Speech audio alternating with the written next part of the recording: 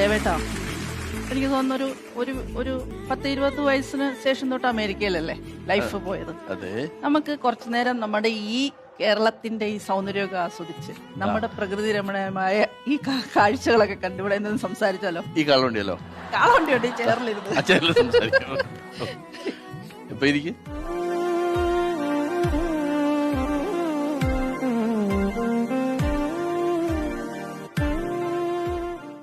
അപ്പോ നീ എന്തെങ്കിലും പറയുന്നതിന് മുമ്പ് പ്രിയപ്പെട്ട അമ്മ, എനിക്കൊരു കുറ്റസംഭവം നടത്താറുണ്ട്. കാരണം നമ്മളതിന് മുമ്പ് ഇവിടെ വന്നുപോയ സുഹൃത്തുക്കളെല്ലാം അവരുടെ മനസ്സിലുള്ള ആ ഒരു കുറ്റം ഏറ്റു പറഞ്ഞിട്ട് തിരിച്ചു വന്നപ്പം അവരെല്ലാം പറഞ്ഞൊരു കാര്യം, അവരുടെ മനസ്സ് എത്ര ലൈറ്റായി, ഒരു ലോഡ് ഇറക്കി വെച്ച ഒരു ഫീലിംഗാണെന്ന്. അപ്പൊ എനിക്കും തോന്നി അങ്ങനൊരു കാര്യം ചെയ്താൽ എനിക്കും എൻ്റെ മനസ്സിനൊരു ലൈറ്റ് ഫീലിംഗ് കിട്ടുന്നു.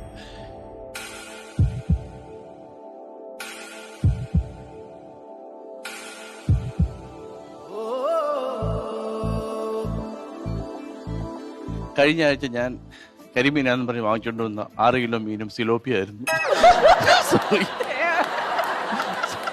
സോറി ബട്ട്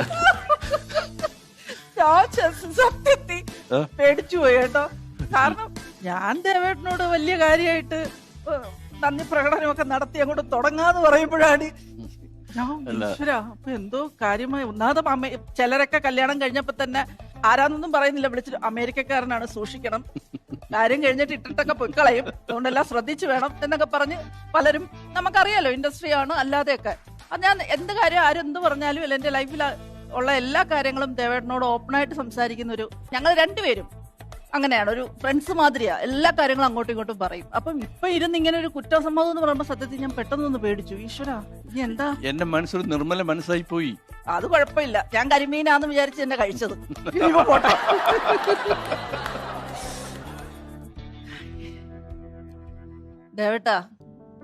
ദേവേട്ട, ഞാൻ ഇവിടെ നമ്മുടെ ഈ ഫ്ലോറിൽ വന്നിട്ട് ഞാൻ കാണുന്നുണ്ട് ദേവേട്ട എല്ലാരെയും ഇങ്ങനെ രസിപ്പിച്ച് സന്തോഷിപ്പിച്ച് ഭയങ്കര ഫണ്ണി ആയിട്ട് ഇങ്ങനെ ഓൾ റൗണ്ടർ ആയിട്ട് എല്ലാവരുടെയും പ്രിയപ്പെട്ടവനായും മാറി.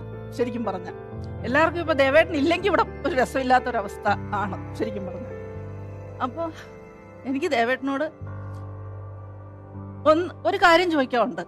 അതാണ്, ഈശ്വര, നമ്മുടെ ഈ സമൂഹത്തിൽ ഞാനൊരു ആർട്ടിസ്റ്റാണ്. ഇത് 30ാമത്തെ വർഷമാണ് ഞാൻ ഇൻഡസ്ട്രി വന്നിട്ട്. ഒരു സിനിമാ നടിയെ അല്ലെങ്കിൽ സീരിയൽ നടിയെ, പണ്ടൊക്കെ എന്ന് പറഞ്ഞ നാടക നടിമാരെ നമ്മുടെ നാട്ടില് സ്ത്രീകൾ അഭിനയിക്കാൻ പോകുമ്പോൾ മോശമായി കണ്ടിരുന്ന ഒരു കാലഘട്ടം ഉണ്ടായിരുന്നു.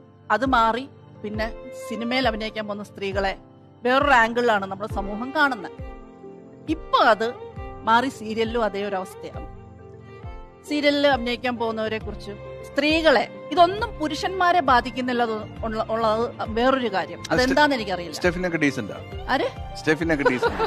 അല്ല, ഇത് നമ്മുടെ സമൂഹത്തിന്റെ ഒരു പ്രത്യേകതരം കാഴ്ചപ്പാട് തന്നെയാണ്. സ്ത്രീകളെ, ഈ ഒരു ഇൻഡസ്ട്രിയിൽ വർക്ക് ചെയ്യാൻ വരുന്ന സ്ത്രീകളെ വളരെ മോശക്കാരിയാണ്, അല്ലെങ്കിൽ അവിടെ ചെന്ന് കഴിഞ്ഞാൽ ഇവര് മോശം പ്രവൃത്തിയാണ് ചെയ്യുന്നതെന്നുള്ളൊരു ഇത് അടിയുറച്ച് നമ്മുടെ ജനങ്ങളെല്ലാം അങ്ങനെയാണ് അവർ കാണുന്നത് തന്നെ.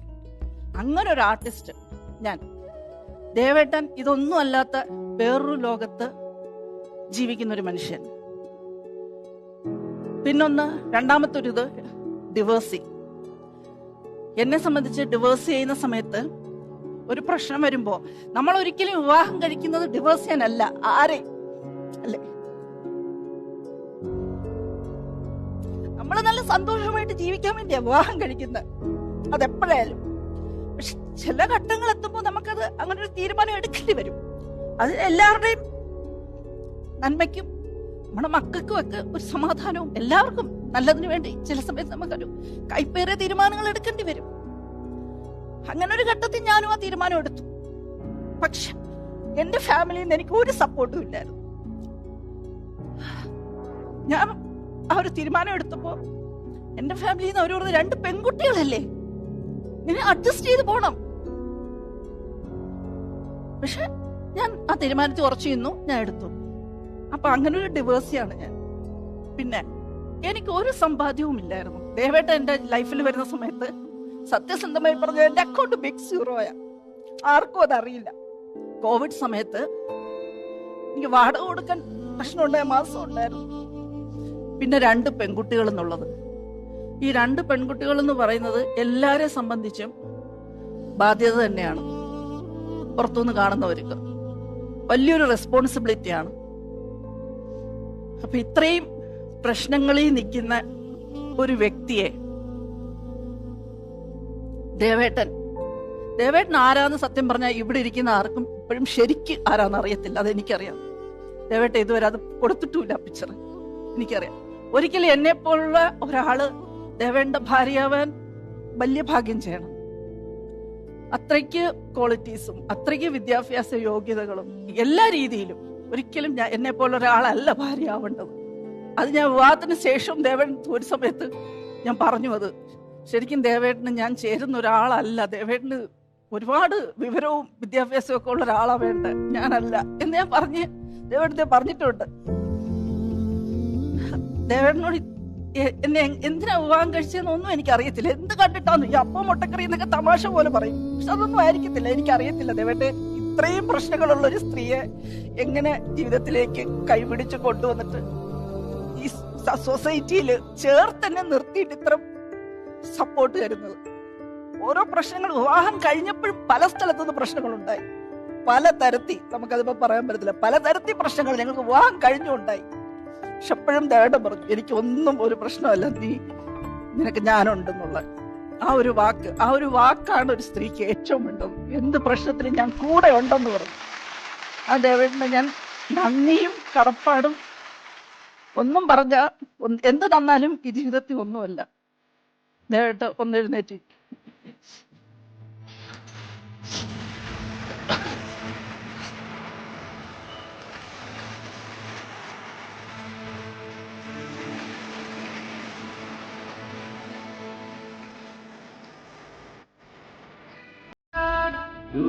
ഇങ്ങനെ കൂടുതലൊന്നും ചെയ്യില്ല ദേവേട്ട. ഞാൻ എന്ത് തന്നാലും അതിൽ തീരില്ല. എനിക്ക് എന്ത് തന്നാലും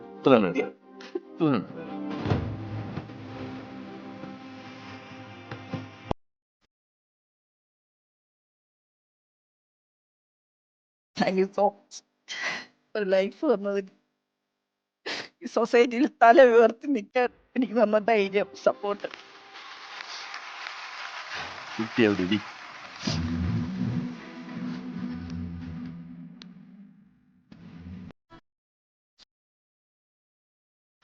ലൈഫ് കൊടുത്തു എന്നൊക്കെ, അല്ലെ ലൈഫ് തന്നു എന്നൊക്കെ പറയുമ്പോഴേ, ഈ ലൈഫ് തന്ന ആൾക്കും ഒരു ലൈഫ് ഉണ്ടല്ലോ.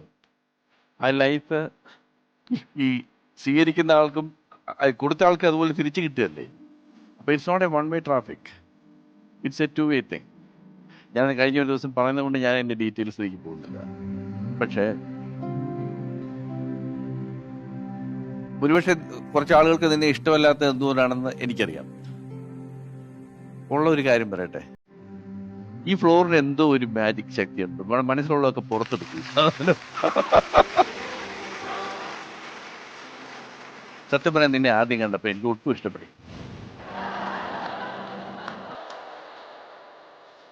കാരണം ഇഷ്ടപ്പെട്ടത് സൗന്ദര്യമാണോ എന്ന് ചോദിച്ചാൽ സൗന്ദര്യത്തിന്റെ പ്രശ്നമൊന്നുമല്ല, ആ ഒരു പേഴ്സണാലിറ്റി.